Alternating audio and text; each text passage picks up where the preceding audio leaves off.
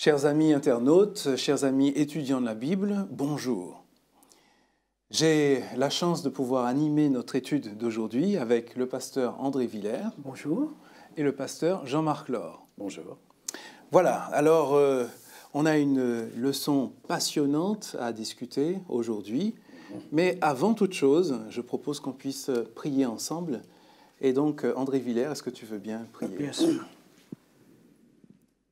Seigneur, notre Dieu, c'est toujours avec joie que nous nous tournons vers toi, alors que nous allons étudier un passage de ta parole.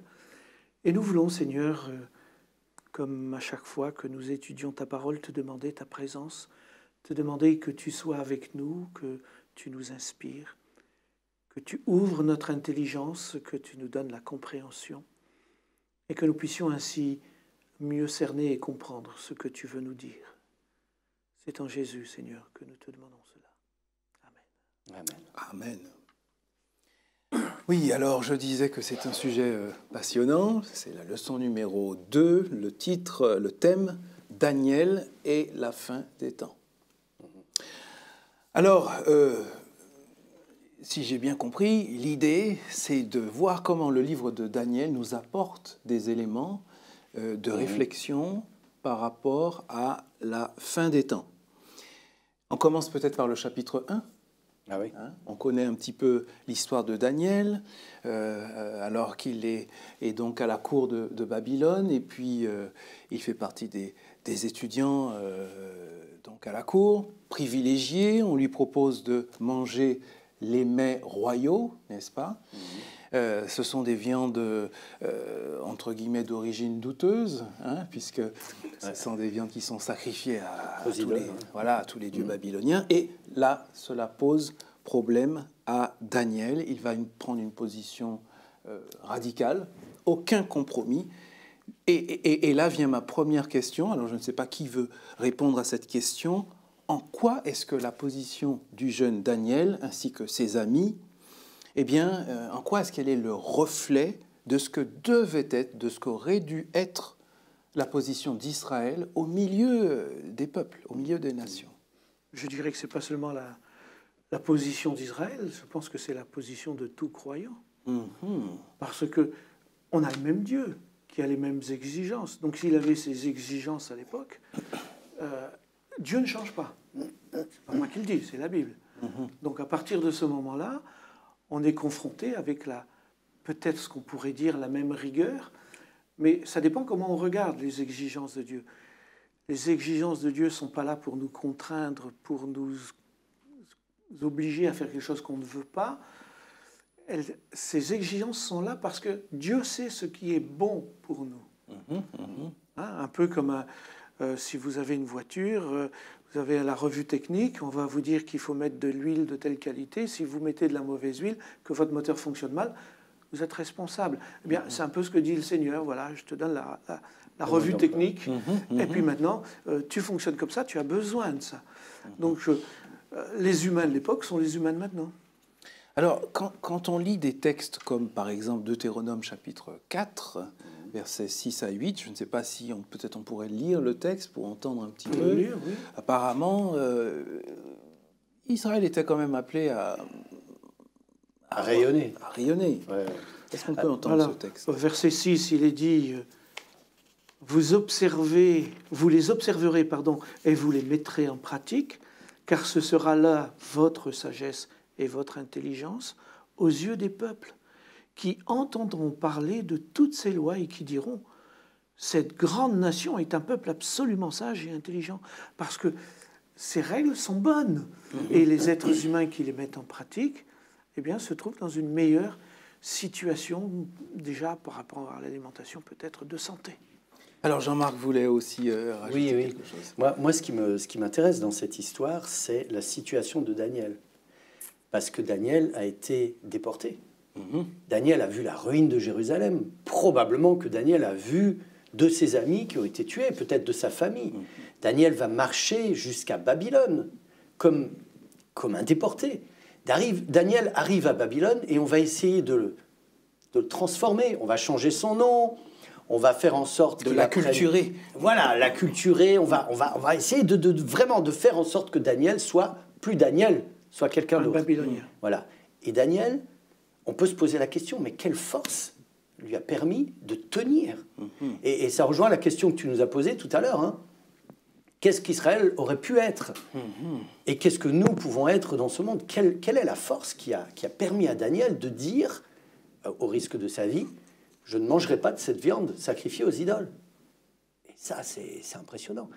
Et je crois que la réponse qui est la mienne, hein, c'est Daniel avait une relation avec son Dieu qui lui a permis de traverser tout ça. On retrouve d'autres exemples dans la Bible, ça me fait penser à Joseph, qui est emmené en esclavage, c'est à peu près la même situation et qui reste fidèle. Pourquoi? Parce qu'il connaît son Dieu.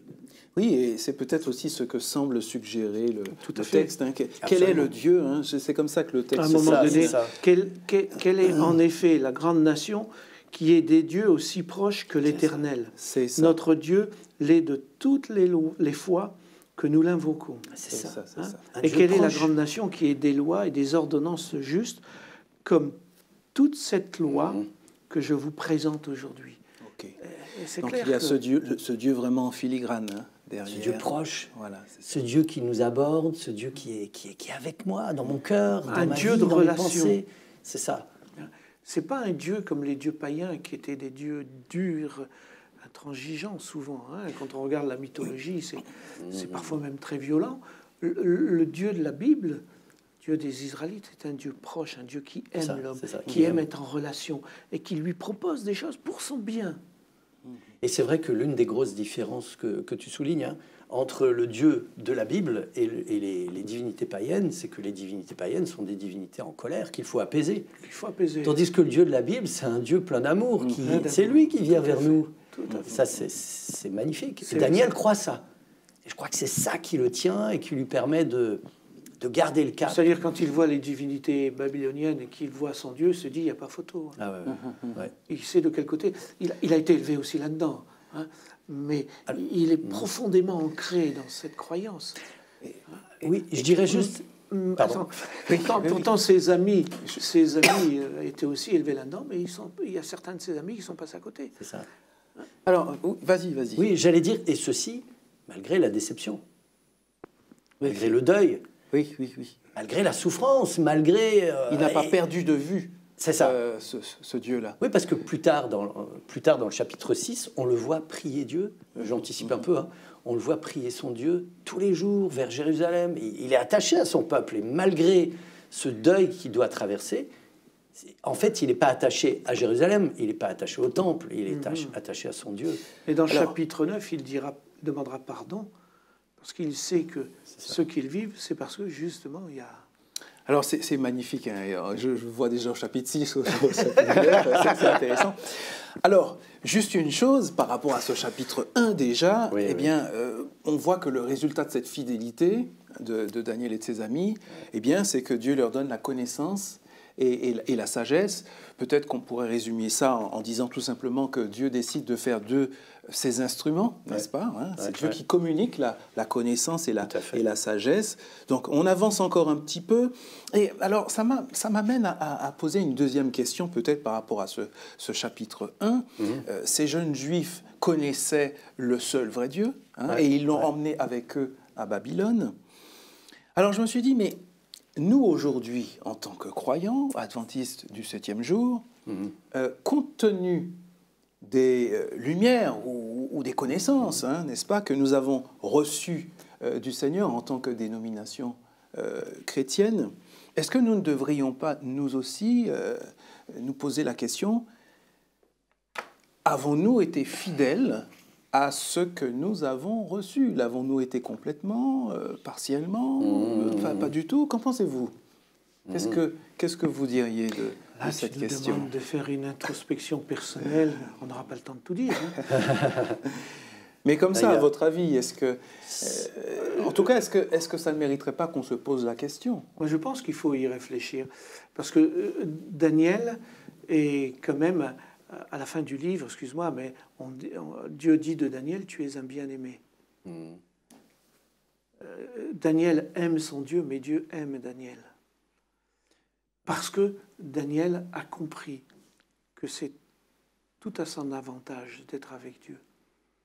Parce qu'il a un Dieu bon en face de lui. Un Dieu qui peut l'aider, un Dieu qui peut le soutenir. Et il ne s'inquiète pas outre mesure. Il a la foi, il a confiance en son Dieu. On le voit dans les chapitres qui suivent. Et cette confiance fait qu'il y a une telle démarche avec lui qu'il met un point d'honneur à être en accord. Alors c'est vrai que dans notre siècle, la notion d'honneur, parfois, elle se dilue un peu dans beaucoup de choses. Hein, mais je crois qu'on devrait retrouver ce sens-là, cet honneur d'être en accord avec Dieu, parce que c'est ce qu'il y a de mieux à faire. Se poser la question, qu'est-ce que je fais de tout ce que je sais? Est-ce que je le mets en pratique, hein? C'est ça? C'est dans ce sens-là? Est-ce que je vis ce que je vis? Ça, oui. Alors c'est vrai que parfois c'est difficile, on est humain, mais je crois que Daniel a été capable de le faire, donc l'humain est capable de le faire. Jésus est venu nous montrer l'exemple, il l'a fait aussi, et il est notre exemple. Jean-Marc, un petit mot là-dessus? Oui, on retrouve, je pense à ce texte d'Apocalypse 3, verset 3, qui nous relate la lettre de Dieu à l'église de Sardes, où il est dit « Rappelle-toi donc comment tu as reçu et entendu, et garde et repens-toi. » Je ne sais pas, tu me poses la question, est-ce qu'on a été fidèle à ce qu'on a reçu? J'ai envie de dire, est-ce qu'on se rappelle comment on l'a reçu? Et ce qu'on a reçu? Et qui est Dieu? Est-ce que notre religion, c'est une religion de forme dans laquelle on essaye de faire des choses pour Dieu plutôt qu'une relation personnelle qu'on a avec lui, dans laquelle, comme tu disais André, on a un Dieu qui nous aime? Est-ce qu'on réalise que Dieu nous aime? Est-ce qu'on réalise la grâce de Dieu? Jusqu'où elle va, cette grâce de Dieu? C'est quelque chose de fou, complètement fou. Sa tendresse pour nous, rien de penser à cela. Dieu est un Dieu tendre. Souvent, on pense à Dieu comme un père fouettard. On nous présente souvent comme cela. Si tu fais pas ça, Dieu va te faire un... Quand j'étais gamin, attention, le bon Dieu te regarde et tout. Waouh! Hein? Dieu, c'est pas un père fouettard. C'est un Dieu qui comprend. Maintenant, la psychologie humaine nous apprend à regarder l'homme sous un autre aspect, parce qu'on s'est rendu compte que l'homme, c'est pas simplement un être comme ça, mais il y a tout un ressenti, tout un vécu en profondeur. Et Dieu connaît tout ça, il nous connaît mieux que personne. Et il a ce regard sur nous. Et moi, quand je pense à cela, quand je vois comment on est capable, maintenant en tant qu'humain, d'analyser le pourquoi de ceci chez l'autre, je me dis, mais Dieu fait la même chose pour moi. Et en mieux encore. Ah oui, beaucoup mieux. Quelle sollicitude il a. Quelle grâce. Quelle sollicitude. Ouais. Ok, alors on va passer à toute autre chose maintenant. On va quitter le chapitre 1 avec cette expérience. On met un petit peu le pied dans la prophétie maintenant. Allez. On passe au chapitre 2. Alors le chapitre 2, c'est le début de la prophétie, hein, avec cette fameuse statue. Cette fameuse statue composite, n'est-ce pas? Et donc, ce rêve, on ne va pas reprendre toute l'histoire parce que ce serait trop long, mais ce rêve qui représente en gros une frise chronologique, hein, si on résume les choses, hein, une frise chronologique, voilà, l'histoire une dans statue le temps, faite de différents métaux. Peut-être juste une question. Ce chapitre 2 montre le Dieu de l'histoire, n'est-ce pas? Qui maîtrise l'histoire et qui porte un terme. Quels sont, à votre avis, notamment par rapport au pied de la statue, hein, que nous interprétons comme étant l'époque de l'Europe des nations, eh bien, quels sont les signes de l'évidence non seulement de l'existence de Dieu, mais de sa souveraineté sur l'histoire humaine, en rapport avec l'histoire européenne, l'histoire des pieds? Quelles sont ces évidences que vous voyez aujourd'hui à notre époque? Il y en a pas mal. Il y en a pas mal, oui. Il y a un petit détail de l'histoire que j'aime beaucoup et qui montre que, en fait, le départ de l'Europe, c'est les États-Unis qui l'ont apporté. Parce que après la Deuxième Guerre mondiale, il fallait lutter contre l'envahissement des communistes. Oui. Voilà. Et donc, ils voulaient créer une Europe de l'Ouest forte. Et ils ont lancé les débuts de l'Europe, en fait. Hein. Et la parole de Dieu en parle de ça. Alors ça, c'est dans l'Apocalypse. Mais dans le livre de Daniel, on retrouve cette notion de l'Europe qui se constitue et qu'on voit aujourd'hui, effectivement. Et c'est vrai qu'il y a de ça quelques années, on pouvait se demander, est-ce que l'Europe va vraiment se faire? Au début du XXe siècle, on n'avait aucune idée de l'Europe. Oui, bon, alors elle n'est pas encore faite, parce qu'il y en a qui partent du bateau, hein. Oui. Alors, oui, tout à fait.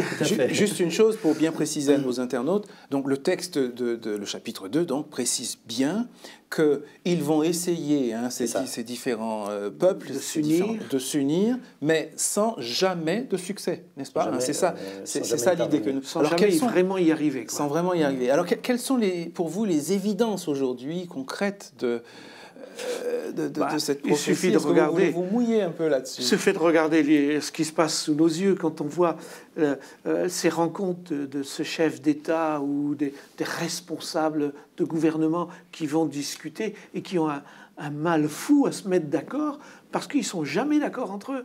Chacun tire la couverture à soi, alors que la logique voudrait que pour bien fonctionner, on trouve un terrain d'entente. Mais non, il y a des blocages. On voit clairement qu'ils ont du mal à fonctionner. Les différents problèmes qu'ont rencontré la zone euro, on tend à le montrer. La crise économique, la faillite de la Grèce. Oui, où les Allemands ont dit on ne veut pas trop payer pour les Grecs. L'arrivée des migrants qui fuient la guerre, comment on réagit aussi. Qui sème la désunion au sein de l'Europe. Il y en a qui veulent, d'autres qui ne veulent pas. Et c'est le conflit verbal, c'est pas un conflit armé, heureusement. Heureusement, oui. Et puis le Brexit. Et puis le Brexit, là, c'est flagrant. Oui. Et on parle du Brexit, et on parle il y en a d'autres qui en parlent. Et il y en a qui poussent pour que ça se fasse, pour détruire l'Europe.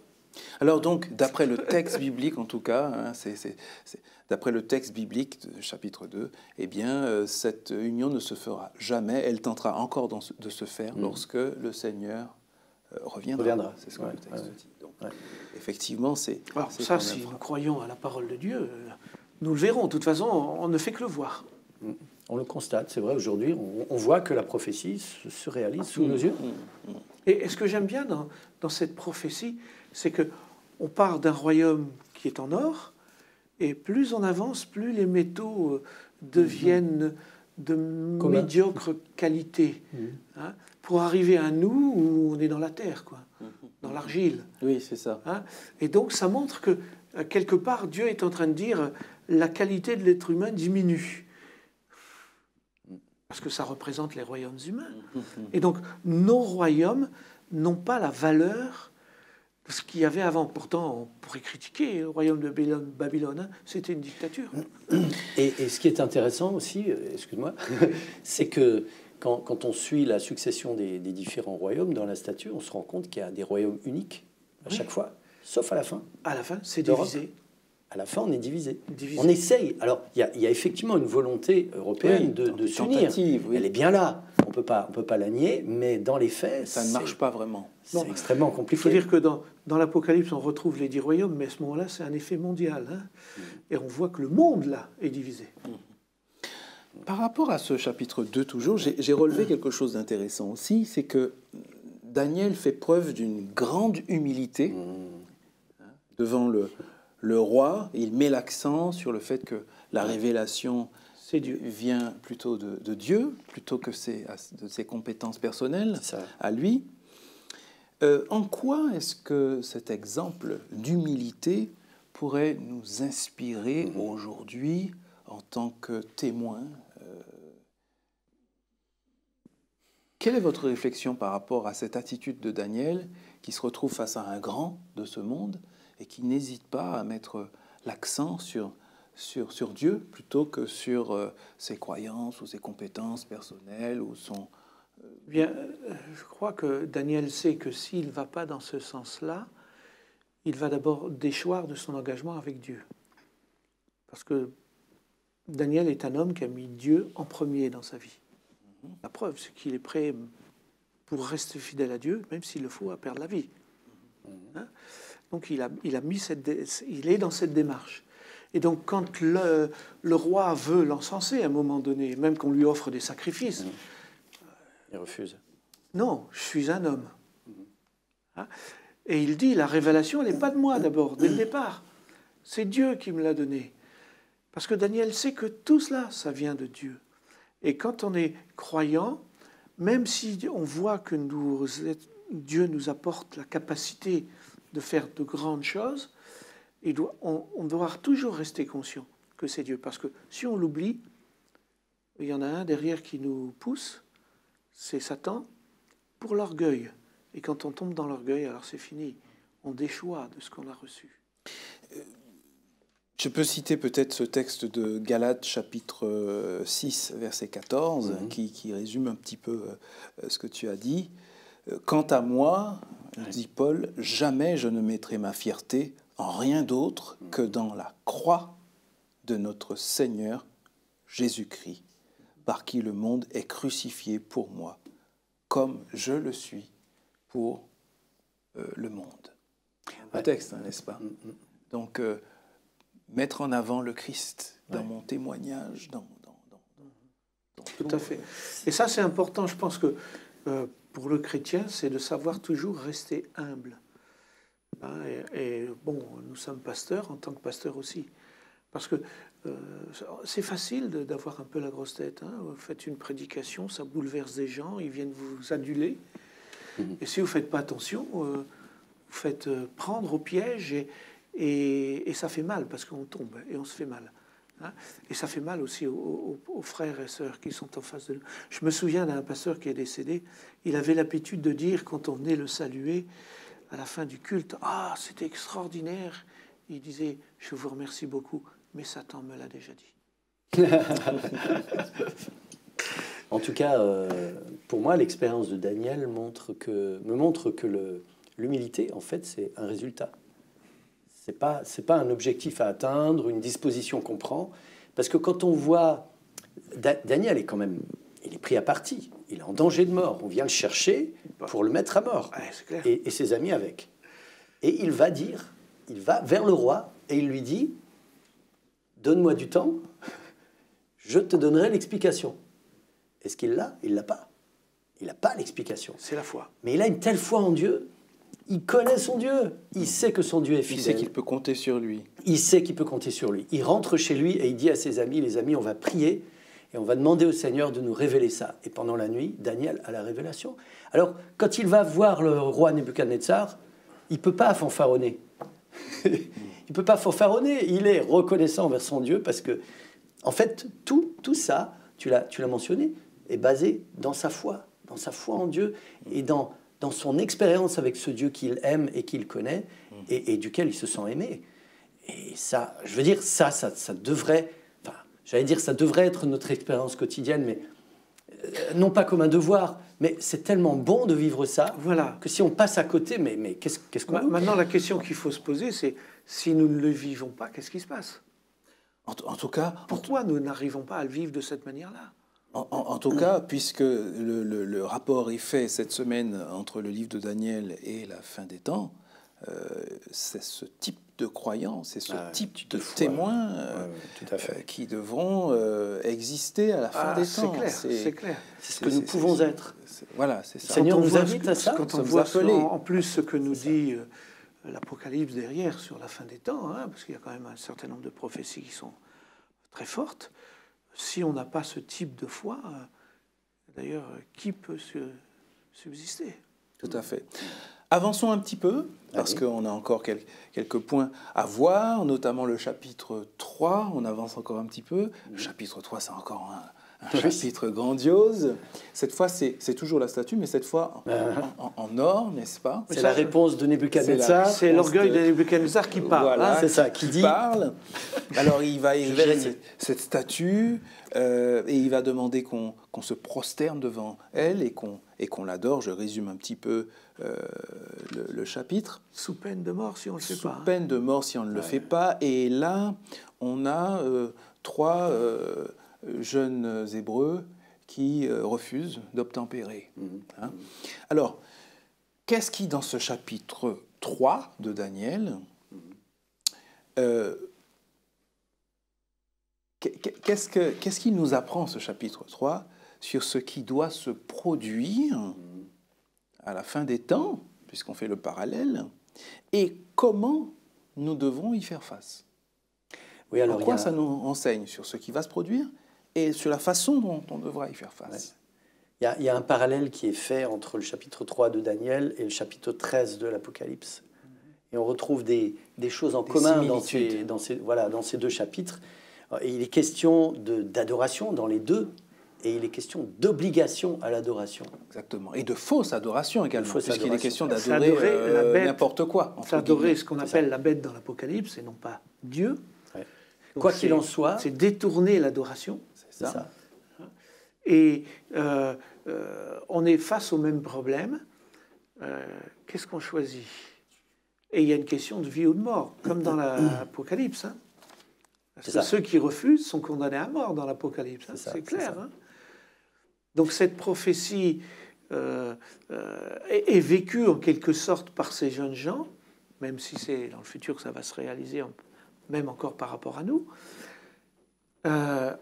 Ils vont être confrontés à cette décision.